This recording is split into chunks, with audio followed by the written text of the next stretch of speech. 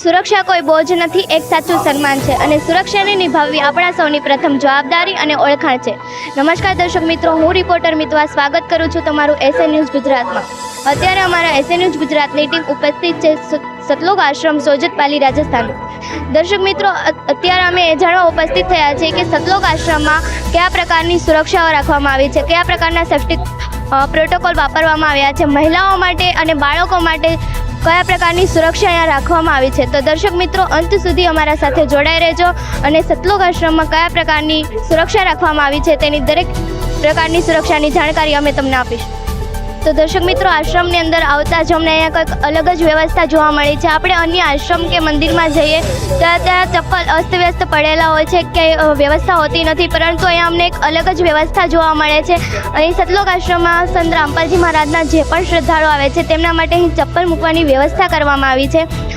તો દર્શક મિત્રો, અહીંયા અમારી સાથે સંત રામપાલજી મહારાજના એક શિષ્ય જોડાઈ ચૂકેલા છે, તો આપણે તેના સાથે વાત કરીશું કે અહીં સતલોક આશ્રમમાં જે શ્રદ્ધાળુ આવે છે તેમના માટે ચપ્પલ મૂકવા માટે કયા પ્રકારની વ્યવસ્થા કરવામાં આવી છે. પણ અહીં અમને ગુજરાતી ના આવડતા હોવાથી આપણે તેમની સાથે હિન્દીમાં વાત કરીશું. નમસ્કાર सब साहेब जी. सर, क्या नाम है आपका? गणेश दास है, सर, आप कहाँ से आए? अजमेर जिला तहसील किशनगढ़, गांव बामोड़ा. तो सर, हम आपसे पूछना चाहते हैं कि यहाँ संत रामपाल जी महाराज के जो भी श्रद्धालु आते हैं और बाहर से भी जो लोग आते हैं उसके लिए यहाँ चप्पल रखने के लिए कौन सी व्यवस्था की गई? भगत आते हैं बाहर से तो उनके लिए ये व्यवस्था है, दोनों फाड़े जूता घर बना रखे हैं और उनके लिए जूता लेते हैं और इसके अंदर डालते हैं और वो टोकन देते हैं. टोकन का और ये थैला का बैग का नंबर 1 होता है, वो वापस आता है जब वो टोकन दे देता है उसको जूता सुरक्षित मिल जाता है. ધન્યવાદ. સાહેબ. તો દર્શક મિત્રો, અત્યારે અમે સંત રામપાલજી મહારાજના શિષ્ય સાથે વાત કરી તો એમને એવું કહેવું છે કે અહીંયા જે પણ શ્રદ્ધાળુ આવે છે અને જે પણ લોકો બહારથી આવે છે તેના માટે અહીં ચપ્પલ મૂકવાની વ્યવસ્થા છે કે જે બહારથી આવે છે તે પોતાના ચપ્પલ અહીં જમા કરાવે છે અને તેમને એક ટોકન આપવામાં આવે છે અને જ્યારે રિટર્ન પાછા જાય છે ત્યારે ટોકન આપીને પોતાના ચપ્પલ વગેરે જે હોય છે તે સુરક્ષિત રીતે લઈ જઈ શકે છે. એટલે કે અહીંયા કોઈ પણ વસ્તુ ખોવાની શક્યતા રહેતી નથી. તો દર્શક મિત્રો, અમે જૂતાઘરથી આગળ આવી પહોંચ્યા છીએ અને અહીંયા અમને બીજી વ્યવસ્થા જોવા મળી છે. અહીં આશ્રમમાં જે પણ શ્રદ્ધાળુ અને જે પણ લોકો બહારથી આવી રહ્યા છે તેના માટે પહેલાં અહીં સ્કેન કરવામાં આવે છે અને ત્યાર પછી તેમને આશ્રમમાં એન્ટ્રી આપવામાં આવે છે. તો દર્શક મિત્રો, અહીં જે પણ સંત રામપાલજી મહારાજના શિષ્ય છે તેની સાથે આપણે વાત કરીશું, પણ તે ગુજરાતી ન જાણતા હોવાથી આપણે તેની સાથે હિન્દીમાં વાત કરીશું. નમસ્કાર મેમ. सच जी. मैम, क्या नाम है आपका? मेरा स्रोदासी है, जयपुर से हूँ मैं. मैम, हम आपसे पूछना चाहते हैं कि यहाँ जो भी लोग आते हैं तो आप पहले उसे स्कैन क्यों करते हैं? यहाँ आने वाले श्रद्धालु की सेफ्टी के लिए ये स्कैन किया जाता है ताकि आश्रम के अंदर किसी भी प्रकार के गैर कायदे से कोई भी हथियार अंदर नहीं ले जाया जा सके. इसलिए है ना, यहाँ पे तलाशी ली जाती है मशीन से और बैग भी चेक किए जाते हैं. ધન્યવાદ. सच है. દર્શક મિત્રો, કોઈ પણ સ્થળે મહિલાઓની સુરક્ષા મહત્વનો વિષય હોય છે, તો અમે અહીં સતલોક આશ્રમમાં જે મહિલાઓનો પંડાલ છે ત્યાં આવી પહોંચ્યા છીએ અને અમારી સાથે સંત રામપાલજી મહારાજના એક શિષ્ય જોડાઈ ચૂકેલા છે. તો આપણે તેના સાથે વાત કરીશું અને જાણીશું કે સતલોક આશ્રમમાં મહિલાઓ માટે કઈ કઈ સુરક્ષા રાખવામાં આવી છે. આમના સાથે પણ આપણે હિન્દીમાં વાત કરીશું. નમસ્કાર મેમ. सच साहेब. मैम, क्या नाम है आपका? सुरेखा दासी. मैम, आप कहाँ से आए? सूरत गुजरात से. मैम, हम आपसे पूछना चाहते हैं कि यहाँ सतलोक आश्रम में महिलाओं के लिए क्या क्या सुरक्षा रखी गई है?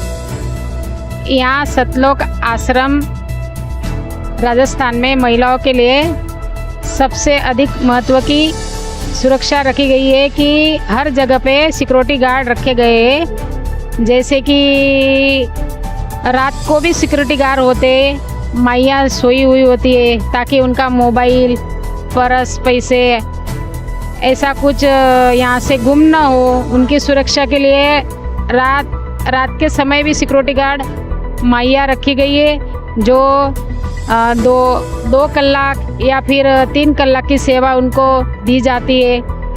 और जैसे पंखे भी लगाए गए ताकि उनको गर्मी ना हो, वो पंखे की भी सुरक्षा रखी गई ताकि कोई बच्चा उससे अधीन ना हो, यानी उससे सुरक्षा मिले.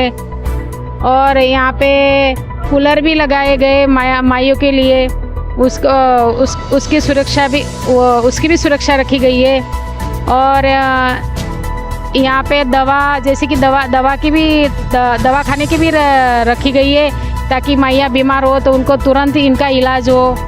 यानी बहुत सारी ऐसी चीज़ें हैं कि जो संत रामपाल जी महाराज ने ध्यान में रखते हुए सारी महिलाओं के सुरक्षा के लिए यहाँ पे हर जगह जगह पे गार्ड रखे गए हैं। यानी महिला के लिए महिला ही गार्ड रखे हैं, और महिला के जो जहाँ पे रहते हैं वहाँ पे पुरुष को एंट्री नहीं है। यानी भगत लोग होते हैं, उनको यहाँ पे एंट्री नहीं है।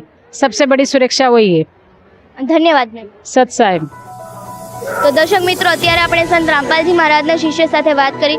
તેમને એવું કહેવું છે કે અહીં સંત રામપાલજી મહારાજના જે પણ શ્રદ્ધાળુ છે એના માટે અને જે બહારથી મહિલાઓ આવી રહી છે તેમના માટે અહીં ખાસ પ્રકારની સુરક્ષાનું આયોજન કરવામાં આવ્યું છે। તેમને એવું પણ કહેવું છે કે જ્યાં મહિલાઓ માટે રહેવાની વ્યવસ્થા કરવામાં આવી છે ત્યાં કોઈ પણ પુરુષને એન્ટ્રી આપવામાં આવતી નથી, તેમજ અહીં મહિલાઓ માટે પંખાની અને કુલરની પણ વ્યવસ્થા કરવામાં આવી છે। હવે દર્શક મિત્રો, આપણે એ જાણવાનું છે કે અહીં મહિલાઓ સાથે બાળકો માટે કયા પ્રકારની સુરક્ષા રાખવામાં આવી છે।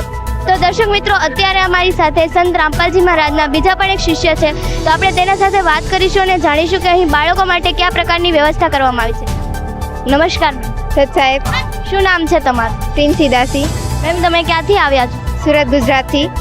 તો અમે તમને પૂછવા માંગીએ છીએ કે અહીં સતલોક આશ્રમમાં બાળકો માટે કયા પ્રકારની સુરક્ષા રાખવામાં આવે? અહીંયા સતલોક આશ્રમમાં એક એનાઉન્સમેન્ટ સ્થળ બનાવવામાં આવ્યું છે। આખા આશ્રમમાં સ્પીકર લગાવવામાં આવ્યા છે। જે કોઈ બાળક ખોવાઈ જાય છે તો તેને તેમના નામ, માતા પિતાનું નામ, એડ્રેસ એ બધું એનાઉન્સમેન્ટ સ્થળ પર બોલવામાં આવે છે, તેથી તેના માતા પિતાનો સંપર્ક થઈ શકે। અને એક બીજી પણ વ્યવસ્થા કરવામાં આવી છે, ત્યાં જો પણ કોઈ નાનું બાળક ખોવાઈ જાય તો તેનો એડિટિંગ સ્ક્રીન ઉપર ફોટો દેખાડવામાં આવે છે, જેથી તે તેના માતા પિતા મળી શકે।